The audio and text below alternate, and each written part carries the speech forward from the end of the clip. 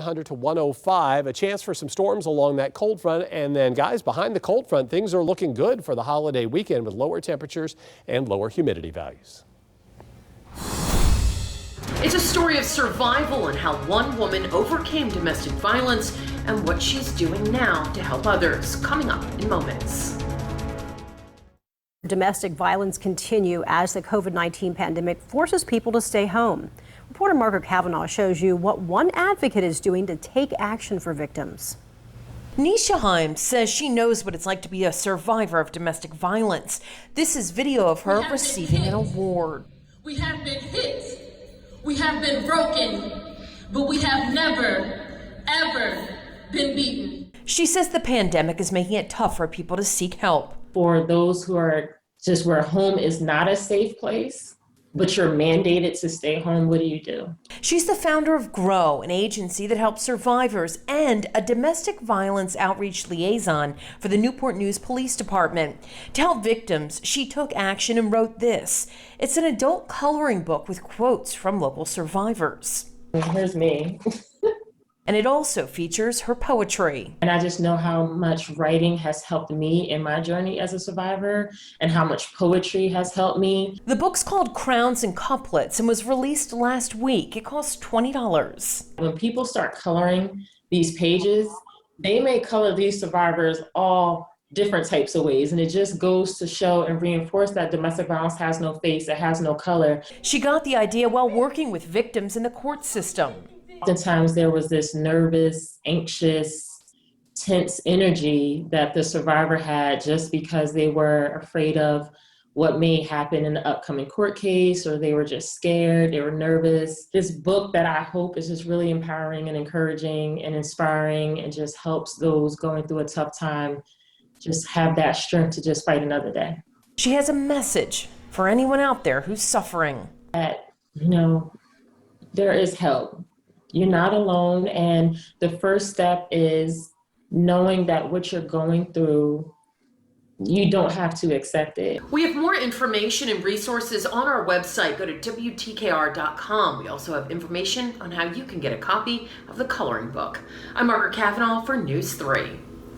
Today, lawmakers, business owners, and tourism experts put their heads together. They hope to build a plan to cope economically during the pandemic. Senator Tim Kaine and Representative Elaine Loria led the conversation, which centered on how the city will rebound without the College of William and Mary's academic and athletic draw. Many a weekend, especially William and Mary homecomings, big football games, those William and Mary grads and alums are down at the Yorktown waterfront eating at the restaurants and going to the Museum of American Revolution. So, it's just it's a domino effect that we can sit here and try to figure out where we might need some help, but it's almost a problem that's so large in scope that I don't know if we could ever tackle it. The mission of the roundtable was to see if and where federal financial support would be needed. Many of the attendees say Williamsburg's extensive travel and tourism industry would need the most help. Well, more schools are opening with a focus on the coronavirus threat as the total number of reported COVID-19 cases in the U.S. surpasses 6 million. CBS News' Laura Podesta reports on how schools are reacting when a student comes down with COVID and teachers who say they just don't feel safe. More colleges are welcoming students back to class, but some are shutting down as quickly as they reopen, as positive cases of coronavirus are reported. Among them, Chico State in California, which shocked students by quickly closing dorms and moving all classes online. As soon as I found out, I was just like, I don't know what I'm gonna do. Everybody started running downstairs and everybody's crying and freaking out because a lot of us don't have places to go. The head of the president's coronavirus task force, Dr. Deborah Birx, now says college students who've tested positive should stay at school. Please do not go home and spread the virus to your mom or your dad or your aunts and your uncles. In K through 12 schools, first day jitters takes on new meaning for students and their parents, like these in Philadelphia. Comfortable, think I know that the school did everything to protect the children as much as possible. I feel like he'll have a good day once they get the swing of things. Teachers here in New York City are threatening to strike over concerns that schools aren't doing enough to protect them.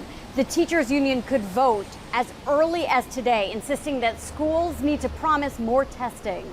In Andover, Massachusetts, teachers spent their first official day back outside, concerned about the air quality inside. There is tremendous feelings of anxiety and risk. In Houston, the American Federation of Teachers plans to launch its own in-school COVID-19 tracker via crowdsourcing to supplement the state's numbers.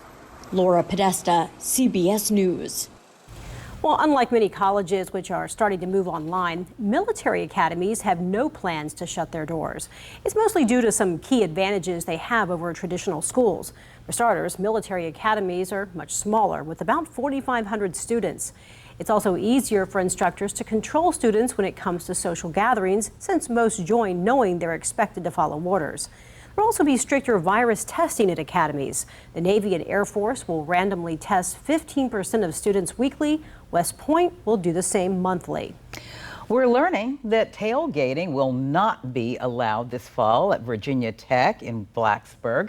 The school's saying that due to COVID, they are banning the practice on university and town parking lots and public spaces. Instead, they're asking fans to home gate instead and support the team and student athletes safely from home. We're turning now to the coronavirus case update from Virginia. There's been just more than 1,000 new cases reported since Monday. So now Virginia has a total of 121,615 cases since the pandemic began. This comes with just over 1.5 million people tested across the Commonwealth. 2,600 Virginians have died due to COVID complications. Now in North Carolina, another high jump in cases. The Tar Heel state sits at nearly 170,000 coronavirus cases, with more than 2 million tested. 2,700 have died of COVID complications.